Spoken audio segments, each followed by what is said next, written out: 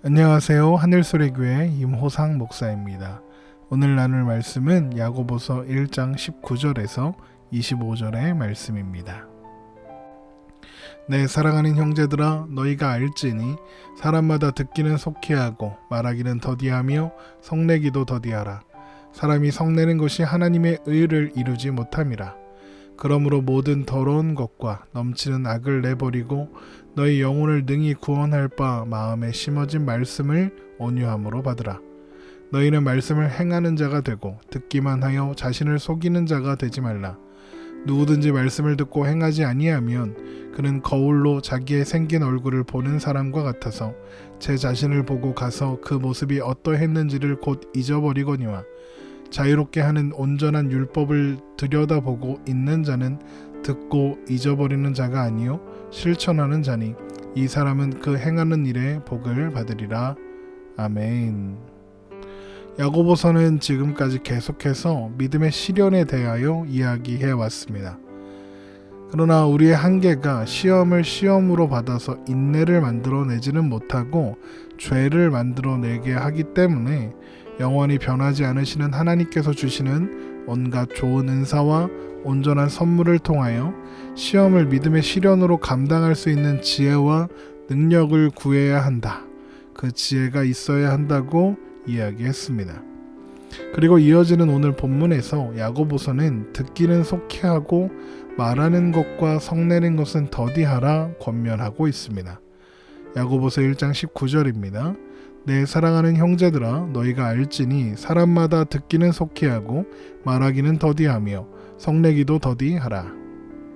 이 말씀은 단순히 남의 말을 잘 들어주어라 이거나 말조심을 해야 된다, 화내지를 말아야 한다 이런 뜻이 아닙니다.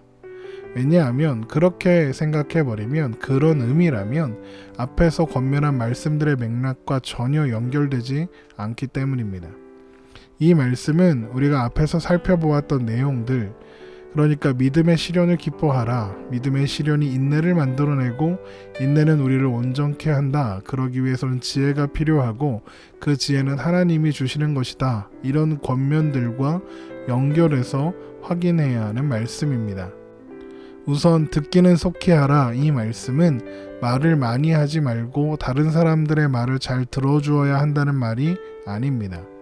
여기서 듣기는 속히 해야 하는 말은 사람의 말이 아니라 하나님의 말씀을 가리키기 때문입니다. 하나님의 말씀을 잘 들어야 한다는 뜻인 것이죠.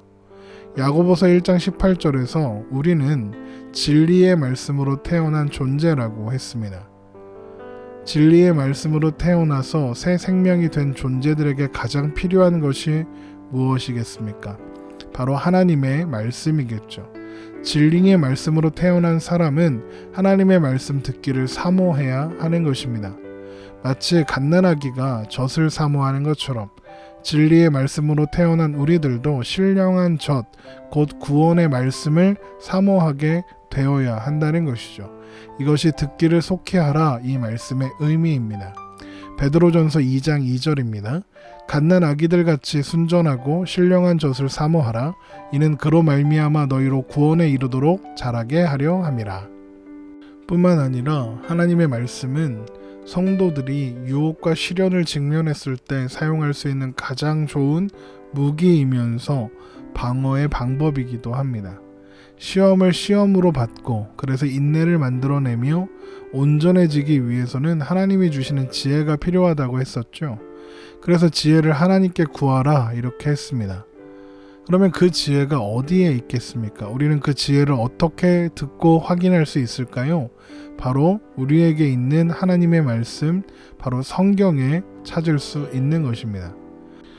그래서 우리는 말씀을 통하여 우리의 유혹과 시련을 감당할 수 있는 지혜를 얻고 또 위로를 얻으며 또한 그것을 통해서 승리할 수 있는 힘을 얻을 수 있는 것입니다. 야고보서가 기록된 당시에 그리스도인들의 삶은 가난과 낮음과 핍박과 시련이 그들의 삶을 억누르고 있는 상황이었다고 설명했었습니다.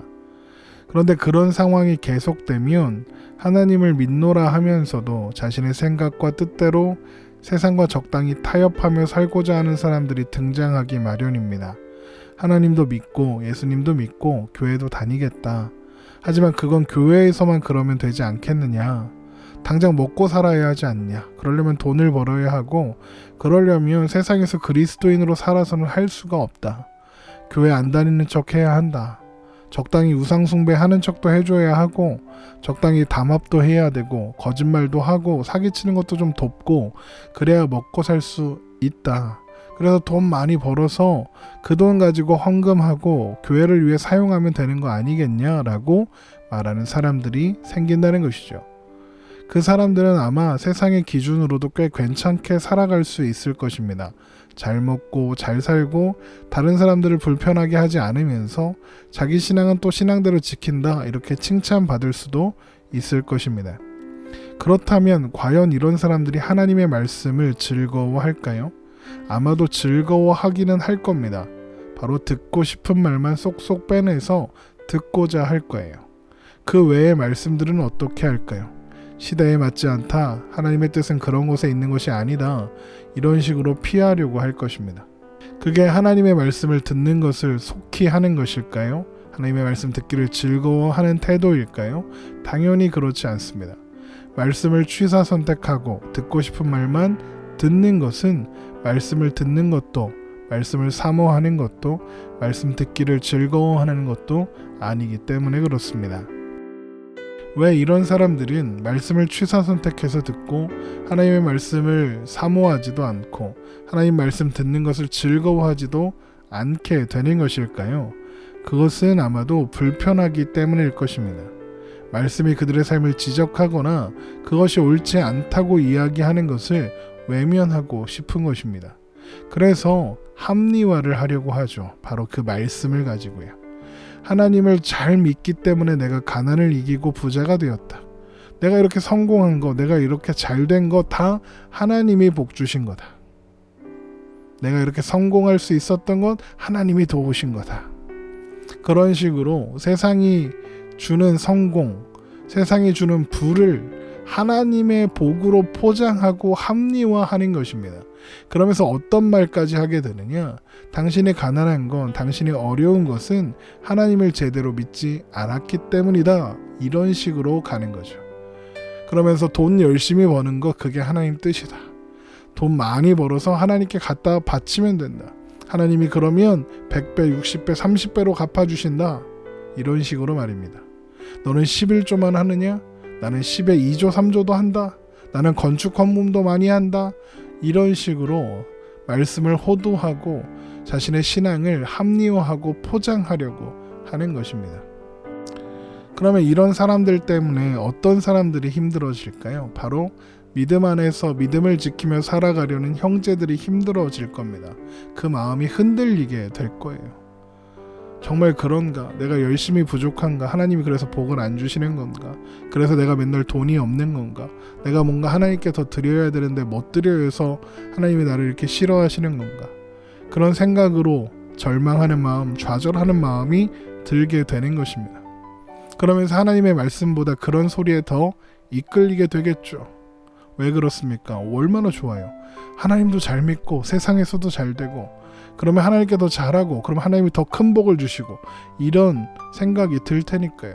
그런데 야고보서가 뭐라고 합니까? 그런 소리 듣지 말아라. 하나님의 말씀에 집중해라. 하나님의 말씀 듣는 일에만 속히 하면 된다. 이렇게 말하고 있는 것입니다. 그래서 듣기는 속히 하되 말하기는 더디하라 라고 이야기하는 겁니다. 무슨 말이냐? 이상한 소리 하지 말라는 겁니다. 함부로 하나님의 뜻이 이거다 저거다, 하나님의 말씀의 의미가 이거다 저거다 떠들지 말라는 거예요. 너의 상황이 또 다른 사람의 상황이 너의 기준과 너의 지식과 너의 경험을 바탕으로 이렇다 저렇다 함부로 말할 수 있는 것이 아니라고 이야기하는 거죠. 이런 말들이요. 내가 하나님을 잘 믿어서 부자가 되었다. 너는 하나님을 잘 믿지 않아서 가난한 거다 라는 식의 말들인 것입니다. 하나님의 뜻을 네가 함부로 이야기하면 안 된다. 하나님의 뜻 말하기를 신중해야 한다라고 이야기하는 것입니다. 왜 그럴까요? 그렇게 함부로 뱉어지는 말들 때문에 정작 들어야 하는 하나님의 말씀을 못 듣게 하기 때문에 그렇습니다. 안다고 함부로 떠들지 말라는 거예요. 하나님 잘 믿어서 복 받았다 이런 말을 하는 사람들 그게 그런 사람들이 하는 말 때문에 믿음의 사람들이 넘어지고 실망하고 좌절할 수 있기 때문에 그런 것이죠. 그런데 그런 사람들만 함부로 하나님의 뜻이 이거다 저거다 말을 하요? 아닙니다. 그 말에 반대하는 사람들도 함부로 이야기합니다. 야, 그거 아니야. 하나님 잘 믿어서 복 받는 거 아니야. 세상에 주는 복은 하나님이 주시는 게 아니야. 이런 식으로 이해하고 있는 사람들도 그거 아니라 하면서 그거 아닌 사람들을 정죄하고 심판하고 그럽니다. 그 마음에 어떤 마음이 있는 걸까요? 나만 옳다는 마음이 있는 거죠. 저는 SNS에서 많은 사람들과 친구를 맺고 있는데 대부분이 아무래도 기독교인들이고 또 목사님들도 많이 친구로 되어 있습니다.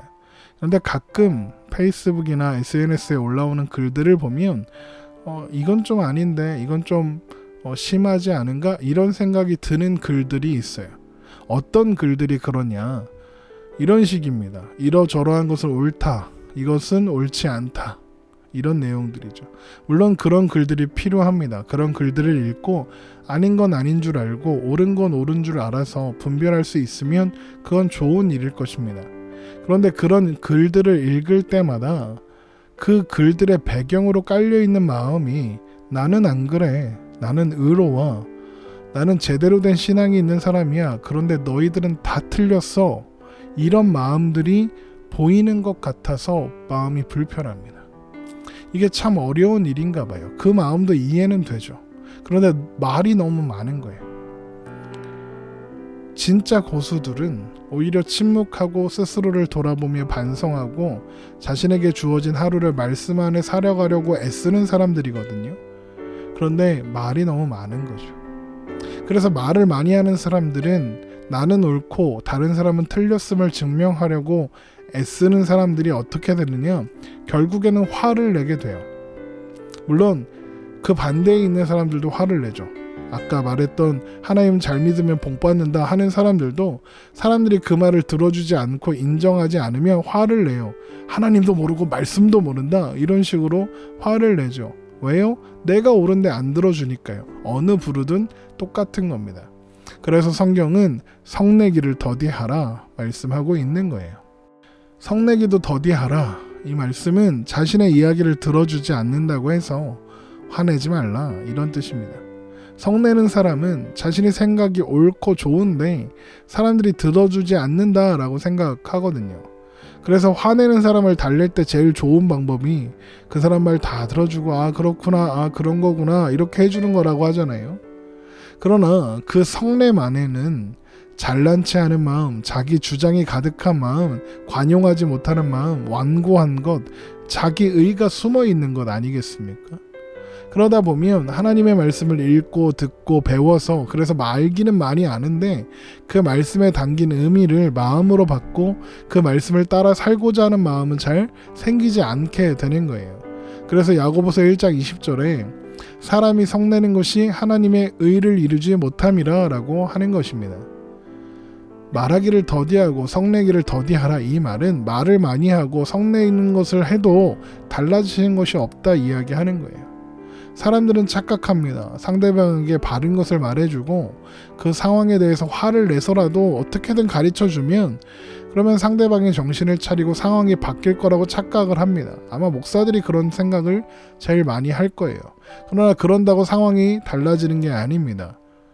그러면 어떻게 해야 상황이 달라질까요? 야고보서 1장 21절입니다. 그러므로 모든 더러운 것과 넘치는 악을 내버리고 너희 영혼을 능히 구원할 바 마음에 심어진 말씀을 온유함으로 받으라. 모든 더러운 것과 넘치는 악을 내버리고 너희 영혼을 능히 구원할 바 마음에 심어진 말씀을 온유함으로 받아야 합니다.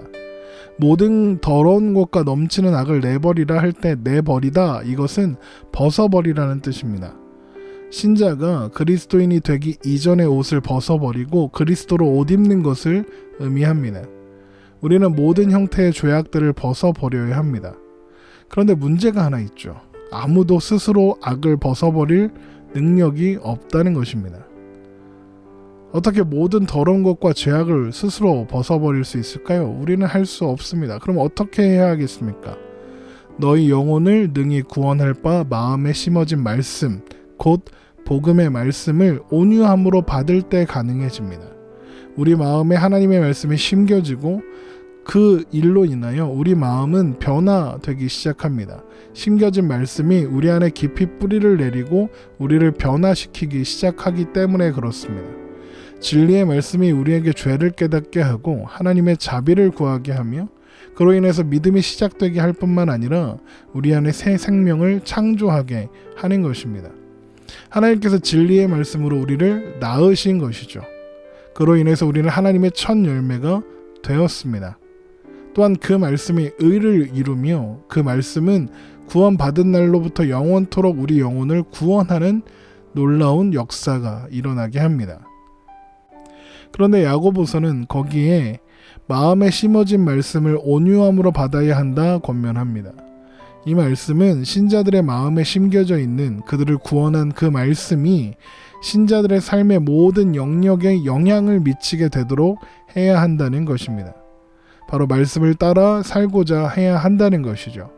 그래서 야고보서 1장 22절에 너희는 말씀을 행하는 자가 되고 듣기만 하여 자신을 속이는 자가 되지 말라 하였습니다.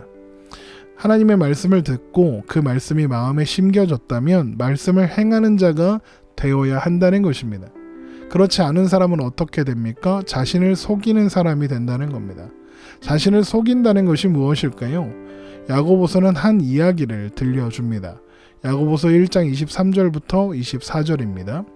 누구든지 말씀을 듣고 행하지 아니하면 그는 거울로 자기의 생긴 얼굴을 보는 사람과 같아서 제 자신을 보고 가서 그 모습이 어떠했는지를 곧 잊어버리거니와 말씀을 듣고 행하지 않는 것을 거울로 자기 생긴 얼굴을 보고도 잊어버리는 사람과 같다라고 이야기합니다. 이런 겁니다. 아침에 출근할 때 거울을 보죠. 그래서 머리도 만지고 얼굴에 뭣도 바르고 단추가 떨어진 것은 없나, 찢어진 옷은 없나 이렇게 살펴보겠죠. 그런데 거울을 들여다봤더니 옷에는 어제 먹은 짜장면 자국이 있고 단추는 떨어졌고 얼굴에는 뭐 시커먼 게 묻었는데 아무것도 안 하고 또 앞머리를 세우려고 헤어롤을 앞머리에 했는데 그걸 나가기 전에 빼야 하잖아요. 그런데 그걸 그냥 끼고 가는 겁니다. 거울을 봤는데도요. 그러면 어떻게 될까요? 창피하겠죠. 그런데 이런 것은 그냥 하루 잠깐 창피하고 끝날 일입니다. 그런데 영혼의 거울을 보고도 행하지 않으면 그건 거짓말하는 것이고 자신을 속이는 것이며 말씀이 심어진 자가 아닌 것이 되는 것입니다. 영혼의 거울인 말씀을 통해서 영적인 상태를 점검했으면 어떻게 해야 하겠습니까? 말씀을 기억하고 그 말씀에 따라 살아가려고 해야겠죠.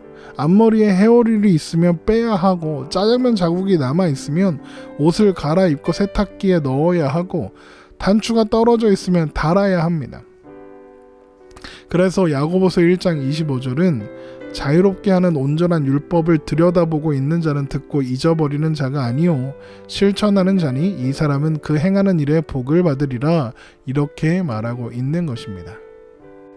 그런데 온전한 율법이 곧 하나님의 말씀이 자유롭게 하는 말씀이라고 이야기합니다. 마음이 온전하다는 것은 쉽게 동의하실 겁니다. 그런데 말씀이 우리에게 자유를 준다, 우리를 자유롭게 한다는 말은 쉽게 이해가 되지 않거나 혹은 동의가 되지 않으실 수도 있습니다. 말씀은 흔히 우리의 자유를 제한한다 이렇게 생각하기가 쉽기 때문이죠. 뭐 하지 말라는 게 많고 또 뭐 해야 한다는 게 많은 것 같으니까요. 그러면 말씀이 우리를 자유롭게 한다는 건 어떤 의미일까요?